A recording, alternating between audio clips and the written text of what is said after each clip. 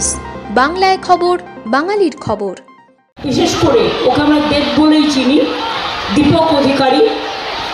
আমি একবার আসতে বলবো, 1 নম্বর চিহ্নেই ওর ভোটে আর নাম্বার আছে। ওকে প্লিজ দয়া করে, পাঁশকুড়ার মানুষ, আমি পাঁশকুড়ার কাছে ছুটে এসেছি কেন জানেন? পাঁশকুড়া আমি অলওয়েজ আসি, কিন্তু কয়েক বছর আমার আসা হয়নি। তার কারণ আমার একটা ফেভারিট ছেলেকে ওই গদ্দারটা জেলে রেখে দিয়েছে, সেই জন্য আমার আসা হয়নি। বাট আমি ওকে বের করবই। এই এলাকাগুলো দখল করার জন্য অনেক চেষ্টা করেছে। আমাদের এখানকার যিনি ফিরে যাবেনি, আমাদের যিনি এমএলএ আছেন, ওনার কিছু না হলেও 85 বছর বয়স হবে, 82-83, অনেক বয়স্কা, কিন্তু উনি নন্দীগ্রামের শহীদের মা। তাই শহীদের মা হিসেবে শহীদ সম্মান দেওয়ার জন্য পাঁশকুড়ার মানুষ ওনার নাম প্রস্তাব করেছিলেন, তাই উনি জিতেছেন। উনি হয়তো সবসময় আপনাদের কাছে আসতে পারেন না এই কারণে বয়সের ভারে, কিন্তু আমরা ওনাকে সম্মান করি শহীদের মা হিসেবে। তাই আপনাদের এখানটায় আমি দেখতে, তাছাড়া আমার দীর্ঘদিনের সহকর্মী ওই নন্দ, অসিত, এদের এখন ভাবছেন আজকে, আমি যখন থেকে ছাত্র যুব করছি তখন থেকে আছে নন্দ, অসিত, ওদিকে চিত্ত মাইতি, ওদিকে রাধাকান্ত মাইতি, ওদিকে জাইদুল ভাই, ওদিকে অজিত মাইতি, ওদিকে আমি রেগে আছি, বাট ক্ষমা করে দিলাম, সোমেন কুমার মহাপাত্র, মমতা ভূঁইয়া, অজিত মাইতি, হুমায়ুন কবির সহ এই জেলার প্রেসিডেন্ট আশিস খতায় সহ ঘাটাল ইলেকশন কমিটি সকলে। পাঁশকুড়া আমার কেন আসা হতো আগে খুব জানেন?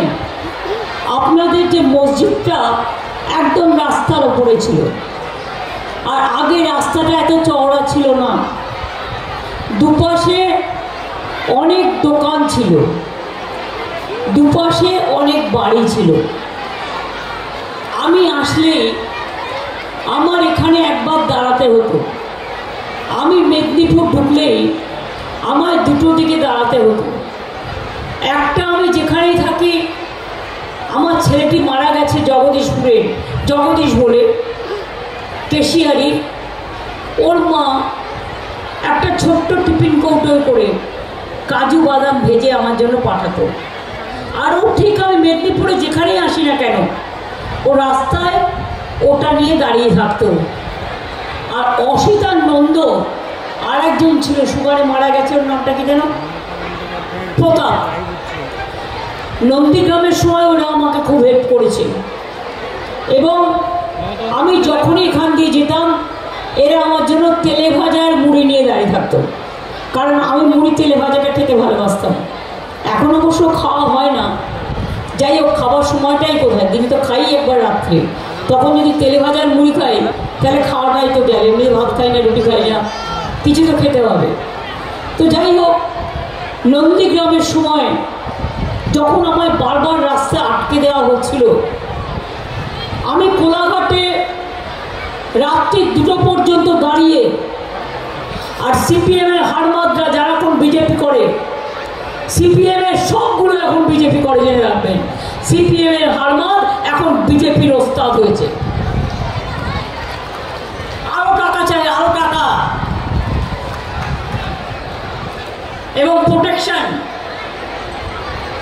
এরা মদ খেয়ে পেট্রোল বোমা নিয়ে দাঁড়িয়েছিল আমার গাড়ি ঘিরে, যাতে আমি নন্দীগ্রামে যেতে না পারি এবং যাতে আমার উপর অত্যাচার করা হয়।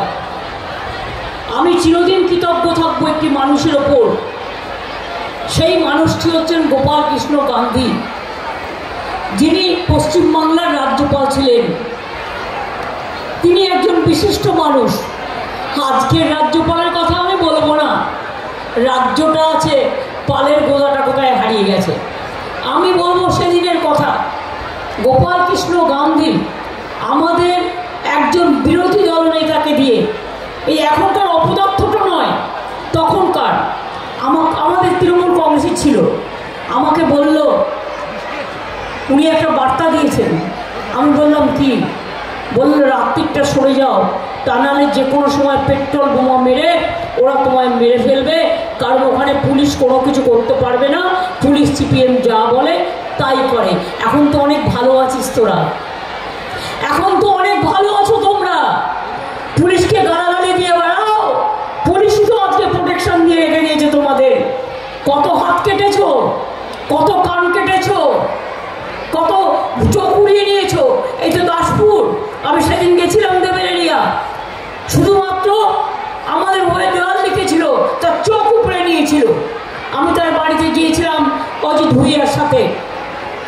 কেশপুর আমি গিয়েছি মিটিং করতে, জলপাইগুড়ি একটা নতুন রেল স্টেশন উদ্বোধন করতে, 7 জনকে একসাথে মারলো। আমাকে ফোন করলো কেশপুর থেকে, দিদি আপনি যদি না আসেন, যতক্ষণ আপনি না আসবেন আমরা ডেড বডি কবর দেবো না। আমি সেই উত্তরবঙ্গ থেকে হাওড়া হয়ে আবার কেশপুরে এলাম, তারপরে রাত্রি 2টোর সময় তাদের কবর দেওয়ার ব্যবস্থা করলাম। আমি এসব ঘটনা জানি। যারা বড় বড় কথা বলে আজকে তৃণমূলকে, তারা জানে আমরা কি লড়াই করেছি। গড়বেতায় একজন মা হাউমাউ করে কাঁদছেন, তার 2টি ছেলে খুন হয়ে গেছে।